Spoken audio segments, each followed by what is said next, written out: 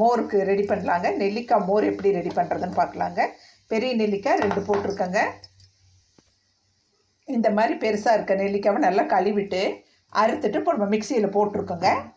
இப்போ என்ன பண்ணலாங்க, அதுலேயே 2 கருவேப்பிலை போட்டுடலாங்க. ரொம்ப நல்லதுங்க, நெல்லிக்காயும் உடம்புக்கு நல்லதுங்க, கருவேப்பிலையும் நல்லது. காரத்துக்கு அவங்கவுங்களுக்கு தகுந்த மாதிரி ஒரு பச்சை மிளகாய், இஞ்சி ஒரு துண்டு பொடியாக அறுத்து வச்சுருக்கேங்க, அதையும் போட்டுக்கலாங்க.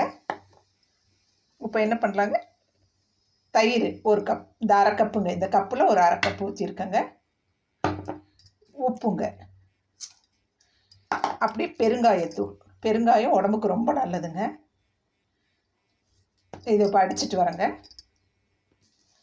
அப்படியே இதில் நம்ம 1 கப் தண்ணி ஊற்றிக்கலாங்க. தண்ணி ஊற்றிட்டு அடிச்சுக்கலாங்க. சூப்பராக நெல்லிக்காய் ஜூஸ் ரெடி ஆகிடுச்சுங்க. நீங்களும் இதே மாதிரி பண்ணி பாருங்கள்.